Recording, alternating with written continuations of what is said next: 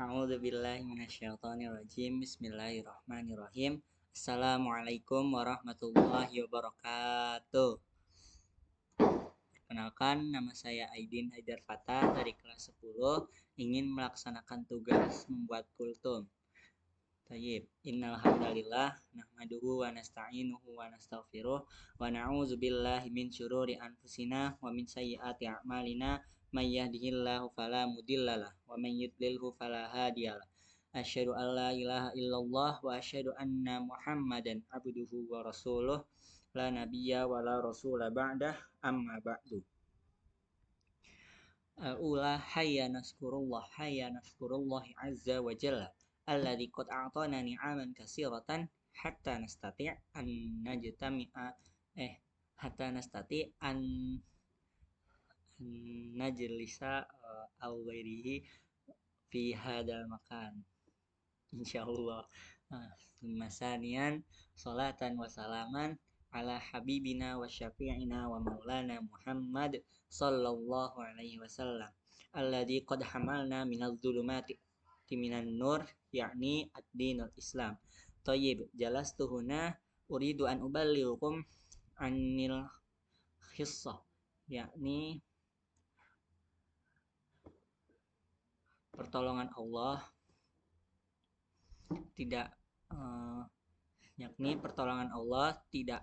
tidak memandang siapapun dan apapun. Baik, seperti yang kita ketahui bahwasanya Allah Subhanahu wa taala memiliki sifat yang maha kuasa karena Dia adalah Tuhan. Kemudian Allah juga tidak tidur, tidak makan, tidak beranak dan tidak pula diperanakan. Nah, Allah Subhanahu wa taala juga selalu membelai kita, menjaga kita dan menolong kita dan dari segala mara bahaya, dan bahkan mungkin kita tidak menyadarinya. Saya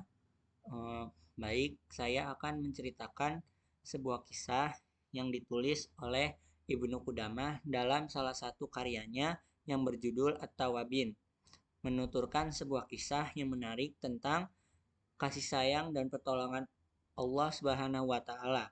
Ibnu Qudamah menyintir kesaksian orang yang mengalami kejadian nyata yang menakjubkan. Orang itu bernama Yusuf bin Husain. Beginilah kisahnya. Pada suatu hari, Yusuf bin Husain bersama dengan Zunnun al-Misri berada di tepian anak sungai. Kemudian Yusuf bin Husain melihat seekor kalajengking yang sangat besar di tempat itu. Tiba-tiba seekor katak muncul dari permukaan dan kalajengking itu naik ke punggung katak. Kemudian sang katak itu berenang menyeberangi sungai. Zunnun al-Misri pun berkata, "Ada yang aneh dengan kalajengking itu. Mari kita ikuti." Maka Yusuf bin Husain dan Zunnun al-Misri ini mengikuti kalajengking yang digendong oleh katak tersebut, dan keduanya sangatlah terkejut ketika menjumpai bahwasanya seseorang tertidur di tepian sungai yang nampaknya habis mabuk, dan di sampingnya terdapat seekor ular yang mulai menjalat dari pusar kemudian ke dadanya. Kiranya ular tersebut hendak menggigit telinganya. Kemudian Yusuf bin Husain dan Zunnun al-Misri ini menyaksikan kejadian yang luar biasa. Kalajengking itu tiba-tiba melompat secepat kilat ke tubuh ular itu dan menyengat ular itu sejadi-jadinya, hingga sang ular menggeliat dan terkoyak-koyak tubuhnya. Zunnun lalu membangunkan anak muda yang habis mabuk itu. Sesaat kemudian anak muda itu terjaga. Zunnun berkata, "Hai anak muda, lihatlah betapa besar kasih sayang Allah yang telah menyelamatkanmu. Lihatlah kalajengking yang diutus oleh Allah untuk membinasakan ular yang hendak membuatmu celaka." Lalu Zunnun melanjutkan nasihatnya, "Hai orang-orang yang terlena, padahal Tuhan menjaga kalian dari mara bahaya yang merayap dalam gelap gulita. Sungguh aneh, mata manusia mampu terlelap meninggalkan Tuhan yang kuasa, tetapi kuasa yang melimpahinya sebagai nikmat. Setelah itu, pemabuk itu berkata, "Duhai Tuhanku, betapa agung kasih sayangmu sekalipun terhadap diriku yang durhaka ini. Jika demikian, bagaimana dengan kasih sayangmu kepada hambamu yang taat kepadamu?" Kemudian pemuda ini pun setelah kejadian itu meniti kembali jalan menuju Allah.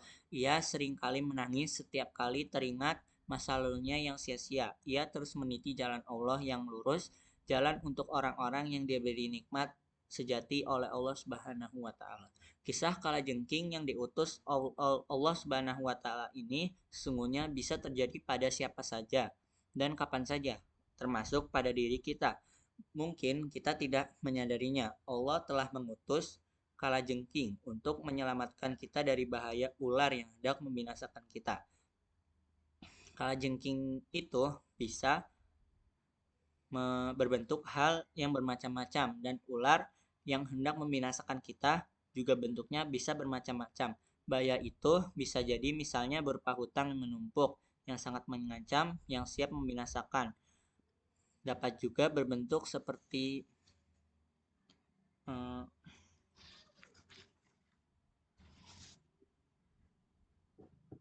ya,